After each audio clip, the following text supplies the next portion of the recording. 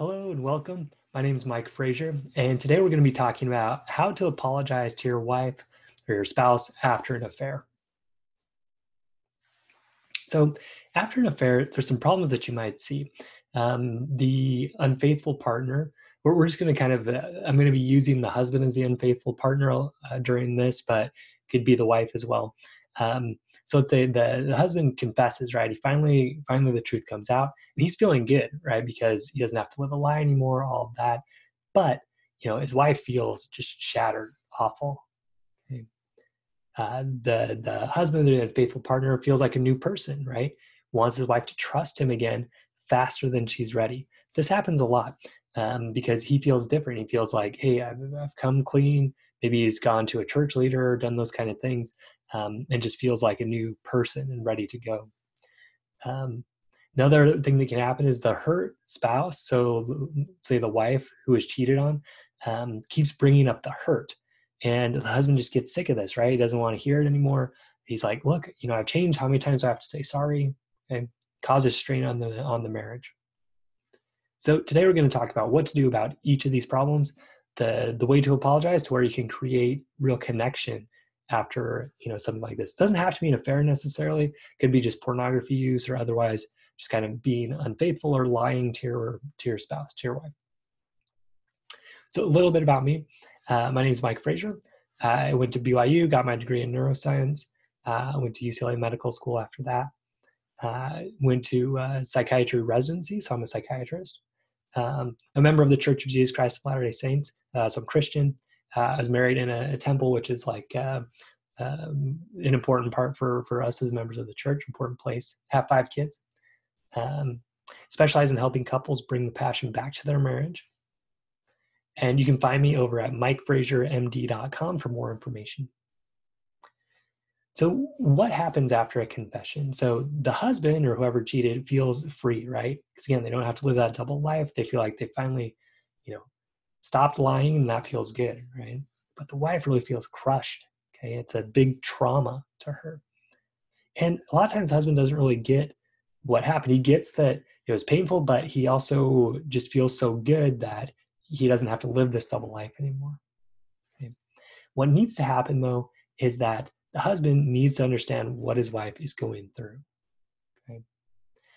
So what's happening here is something called betrayal trauma. You can look it up, do some more research on it, but a quick introduction to it is we'll do a quick review here. So one of the things that happens is a depression, okay, a low mood, right? It's literally like getting hit by a truck, getting surprised by just this devastating news. So she might have a hard time getting out of bed, or he might have a hard time getting out of bed, or going to work, or really taking care of things.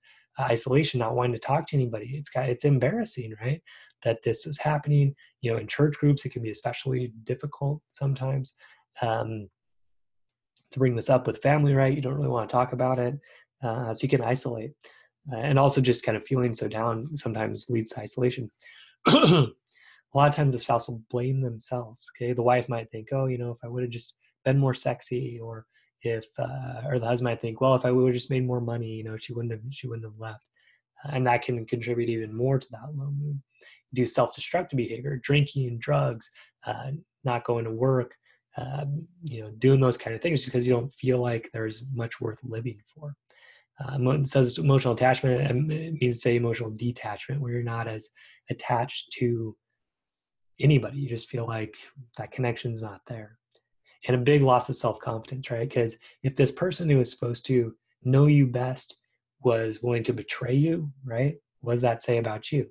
The truth is, it doesn't say that much about you, but a lot of times we think that it reflects on us, that our wife's or our husband's decision to use pornography or cheat says something about us, and it doesn't that much. But we can tell ourselves that, oh, if we just would have done this, he wouldn't have looked at porn, or wouldn't have cheated. Another thing is a hypervigilance. So, again, like getting hit by a truck, right? You're on alert now. You are not wanting to go by that street anymore if you got hit. Okay. So same thing happens here. Your wife doesn't trust very easily. She doesn't want to get surprised like this again. So she might be snooping through a lot of stuff, wanting to, know all the details about what happened.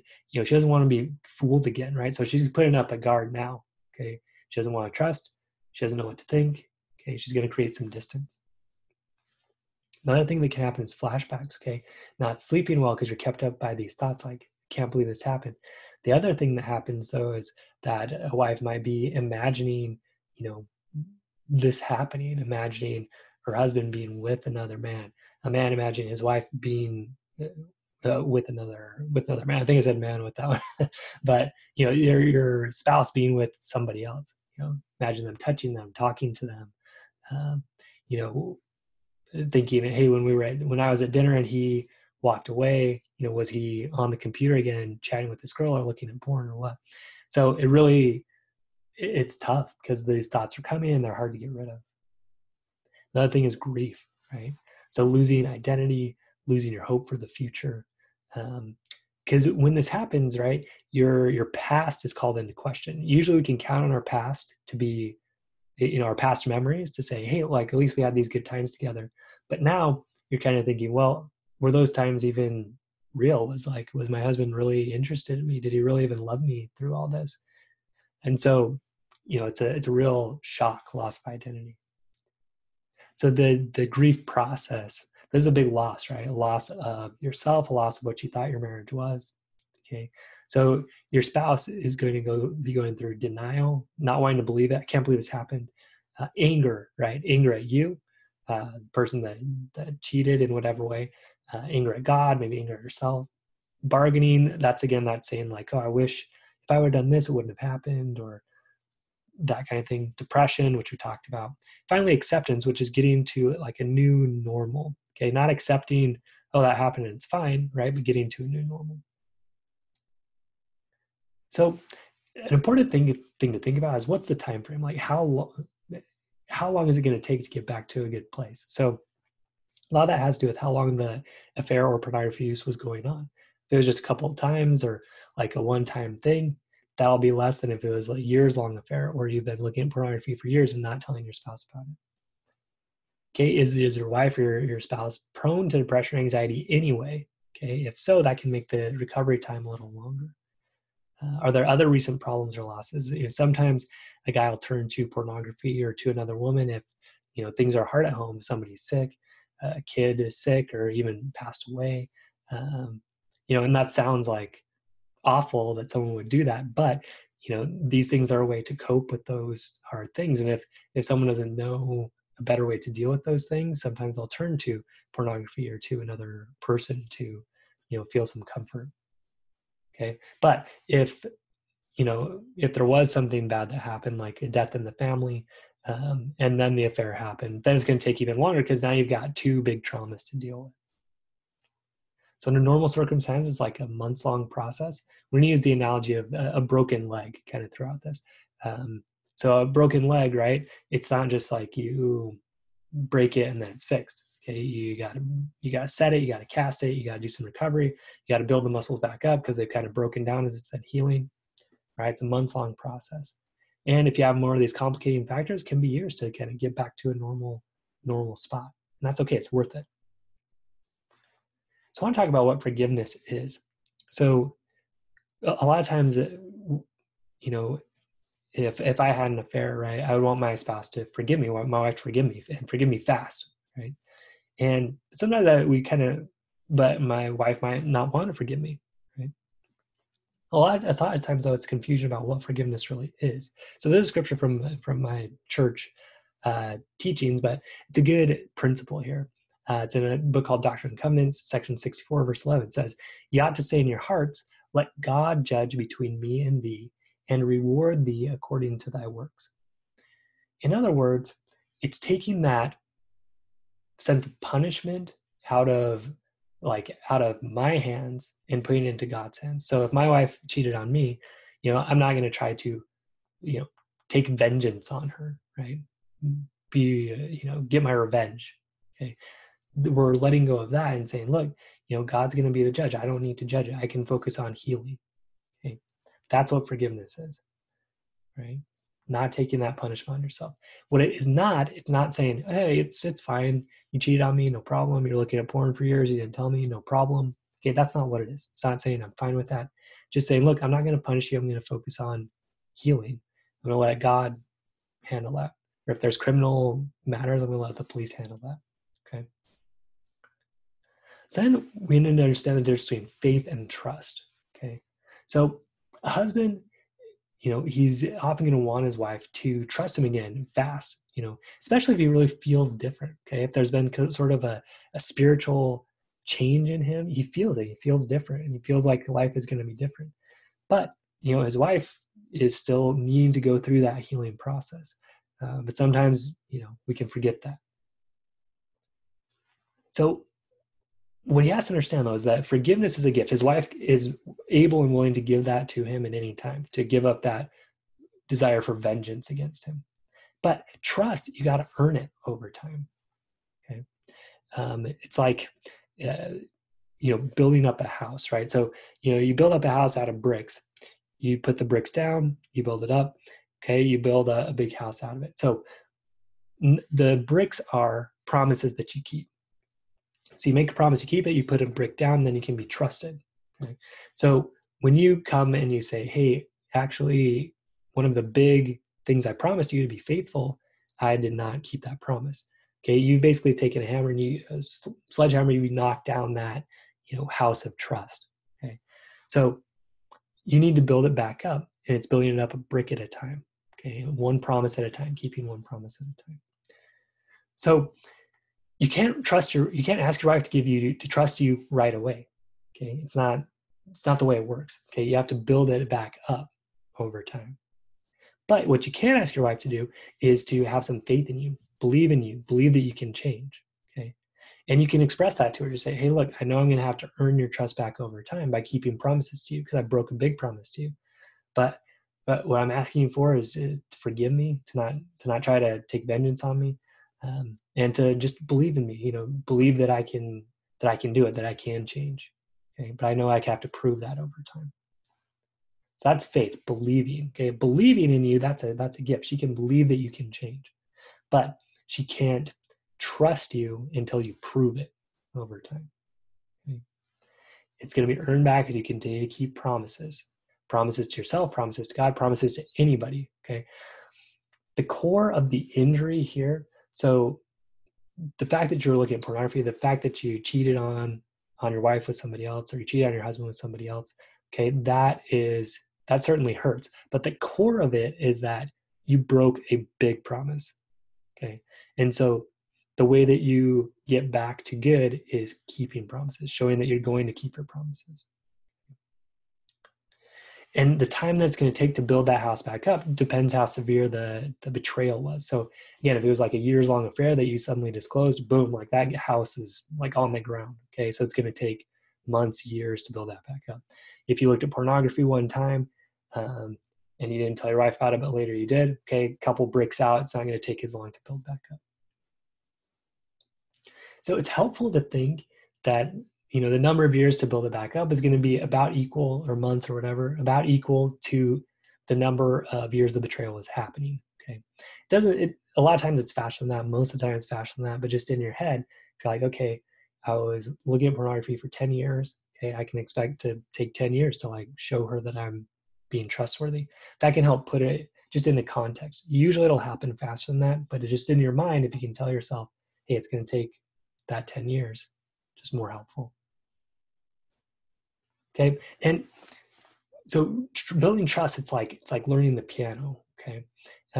You can have faith that you'll learn it. Your wife can have faith that you'll learn it. But if you tell your wife, hey, like I'm going to play this piece by Mozart, it's going to sound great. She can't trust you. She can't know that's true until you play it. Right. She can hear you practicing. She can hear you working, but she'll know and she'll trust that you can do it when you actually do it. Okay. So hopefully that helps you kind of conceptualize that. So again, this idea of a broken leg. So imagine that you guys were out, you're water skiing, you're pulling your wife behind the boat, and you went into some rocks, and you drove her into the rocks, and she broke her leg. Okay, so you feel bad, right? But would you just tell her like, "Hey, sorry about that, but hey, your leg was broken, but that's done.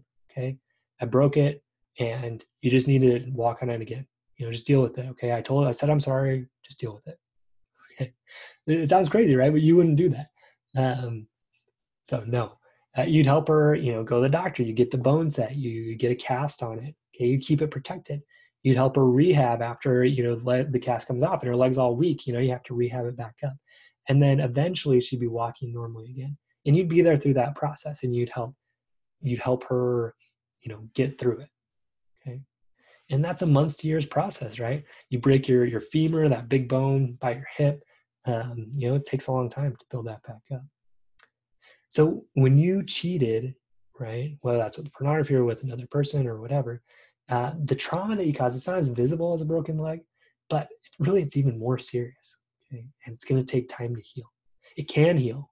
Okay. Don't think it can't. It can, but it's going to be a process. So we're trying to learn how to apologize the right way. We're coming back to that now, but we had to set the stage for all this first to try to understand the pain that your spouse is going through, because that is going to help you make the right kind of apology. So here's problematic apologies. I said, I'm sorry. Why can't you just forgive me? Okay? That happened. People can say that. When are you going to trust me again? Okay. It's been 2 weeks. I haven't looked at porn. When are you going to trust that I won't do it again? Okay. I know I hurt you, but how long is this going to take? I'm a different person now. Okay. Because you feel different. Remember, you feel different. And so you want your wife to also feel different, or your husband also feel different. Why can't you just move on? When can we get through this? When can we get past this? Okay. These aren't really apologies, but people think they are, and people say these kind of things a lot. So what's the problem with these? They're still all about me. Okay. Why can't you understand me? Why can't you understand that I'm different? Why can't you just move on? Why can't you forgive me? Why can't you make me feel better? Is kind of what you're saying here. So it's not really an apology. Okay. This selfishness, that's what caused the trouble in the first place, right? Okay. So here's the 3 steps to an effective apology. Number 1 is admitting what you did wrong. Okay. Most people, they're going to do that, right? It's just saying, hey, I had this affair. Hey, I'm looking at pornography, whatever it is. The second part is trying to actually feel the pain that you caused. So this is where most guys fall down. Okay. They don't get in there and try to understand what their spouse is going through. Okay. And express that.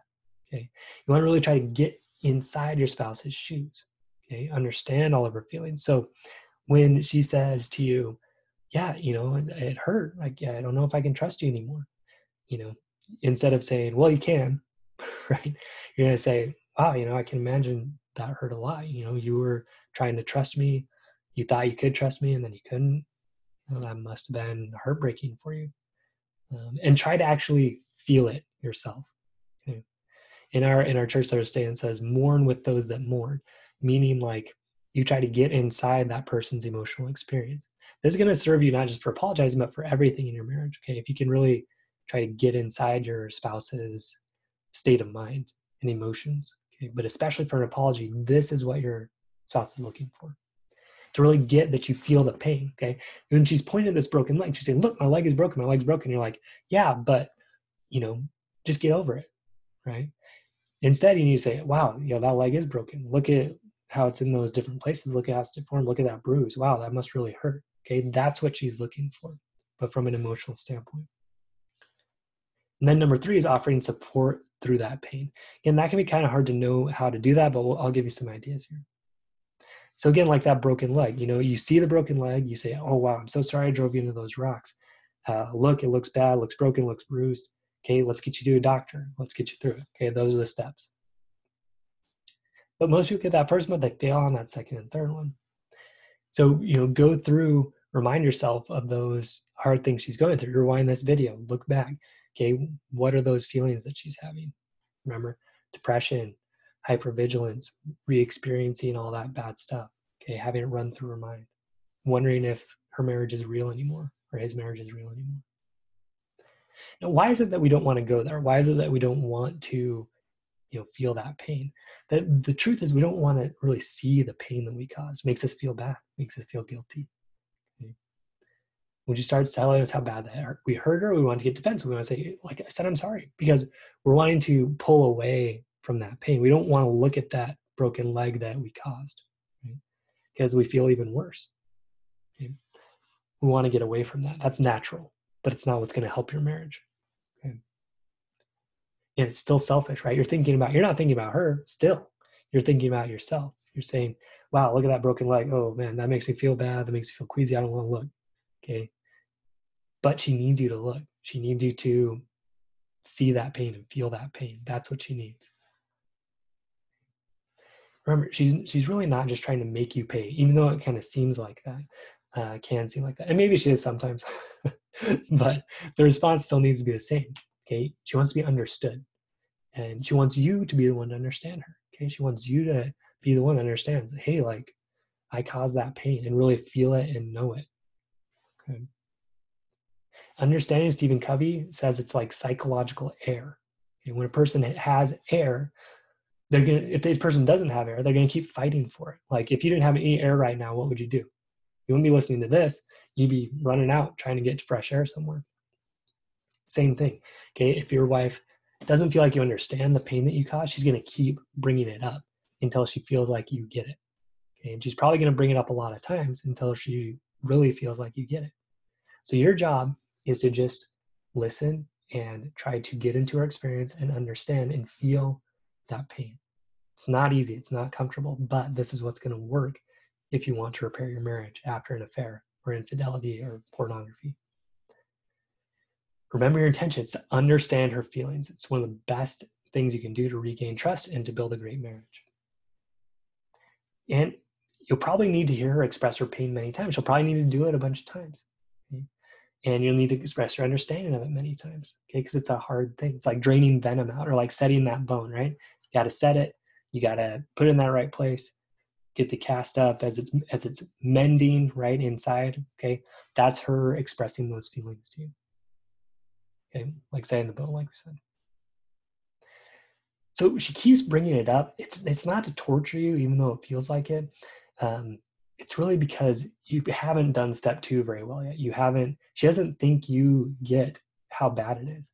She's saying, my leg is broken. Look, it needs care. Okay. And you just keep saying, well, just deal with it. Or like I said, I'm sorry. No, you need to be in their understanding. So she's going to keep bringing it up until she feels like you get it. And then you understand the pain that you caused. Because first of all, she's going to know then that you won't drive her over those rocks again. Okay, that you're not going to break her on those rocks. If you don't get it, if you don't get the pain that you caused, okay, she feels less confident that you're not going to do it again. Okay, all the times you promise her, I'm not going to do it, I'm not going to do it again. That doesn't do much. But when you get in there, and you say, I'm not going to do this again because look at what this did to you, and I never want to do that to you again. Okay. Now it's still going to be hard for her to believe, especially if this went on for a long time and you kept repeatedly hurting her. Okay. So just remember that too. And that break, it's going to take time to heal. And expect to have to go there with her many times. All right. So another way you can think about it is think how many times you hurt her by looking at pornography, by being with someone, by flirting, by doing those things. Okay. She'll probably need to process the pain that many times. Again, usually it's less, but it's a helpful way to think about it. Expect it to flare up when you break promises. Right? It's like kicking that broken leg when you break a promise to her. So ask for help to keep promises and do them just one at a time. So the best thing you can do is keep being a man of your word, right? Keeping promises to her. That's what's going to help win your wife back to you. Okay. Win your husband back by showing that you're trustworthy. But if you try to be perfect in all your promises at once, it's going to be difficult. So like in our church, reading scriptures and praying, going to temple are big deals. So you don't want to say like, I'm going to do all that. I'm going to take out the trash. I'm going to do laundry. I'm going to change the kids' diapers. Okay. You don't want to overload yourself with things you're going to do because you're going to fail at some of those. And that leads to even more problems, causing more problems. So just choose one and work on that. Okay. Tell your wife you're going to work on it.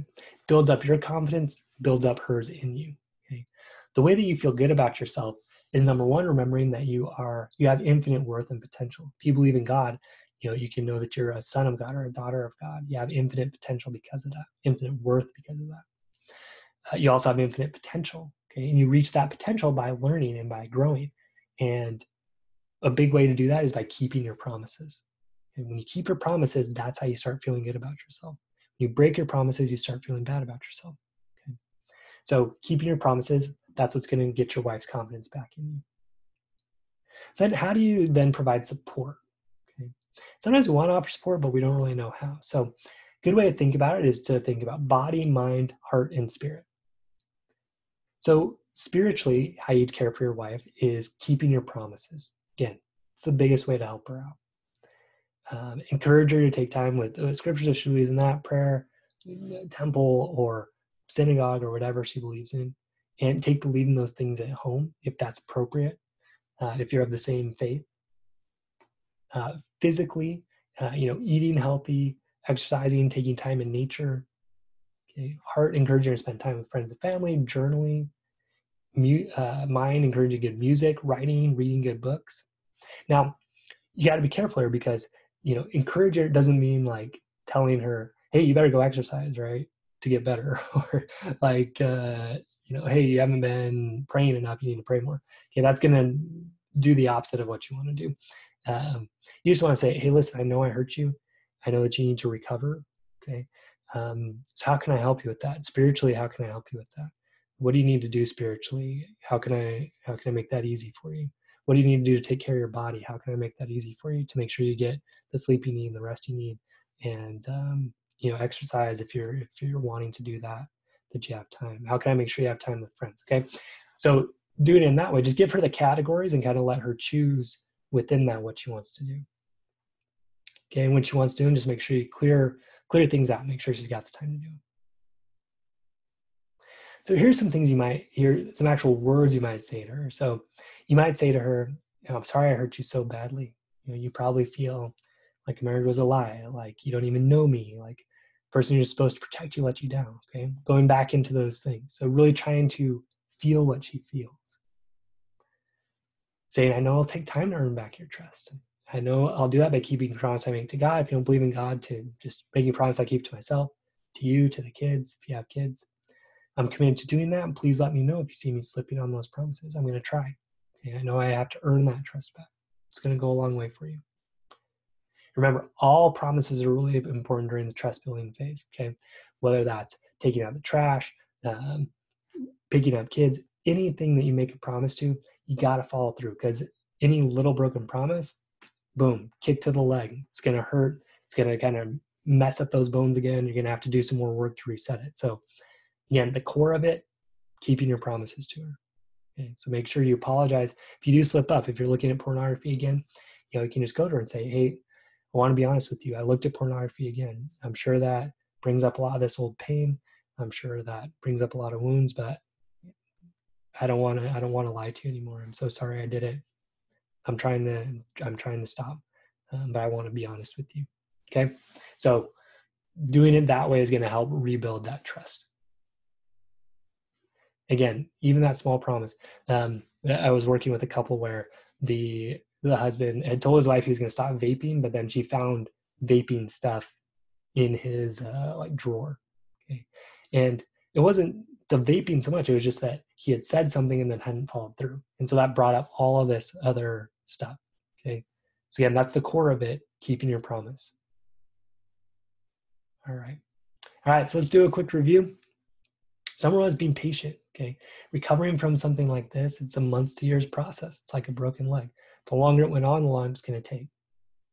Remember the difference between forgiveness, faith, and trust. Forgiveness being she's just not trying to punish you anymore, and you can ask for that. That's okay. But again, remember too, it might take time for her to really be willing to do that. Right? Having faith that you can change, and then trust. Stop asking her to trust you. Okay, tell her that you want to earn her trust back, and that's going to take time. And that you understand that. Okay, it's building that house back up. It's going to take time. Remember, the core of the trauma was caused by you lying to your wife over an extended period of time. So the healing is you telling the truth, doing the opposite. So choose one thing you're going to do. Let your wife know. Let's say, listen, I'm trying to be more of a man of my word because I know that's the core of what caused this problem. So I am promising to take out the trash every day. Okay, let me know if I slip, but I'm going to follow through on that. Do something small that you can follow through on, because that's going to build your confidence up. It's going to build up her confidence in you. Again, 3 steps of the effective apology. Recognize what you did wrong, be specific. Number 2, where most people fail, Really try to feel and understand her pain. Okay? And this is where the magic is. When she feels like you get it, when she sees that, when she understands you see the broken leg and you want to help, and that you cause it and that you don't want to do it again, okay, that you're not going to take her water skiing over there again, okay, that's when she's going to start being able to trust you. Then offering support through the healing process, giving her those categories of body, mind, heart, and spirit, and just seeing how you can support her in those. All right, guys, you've been through a tough thing. You can get through it.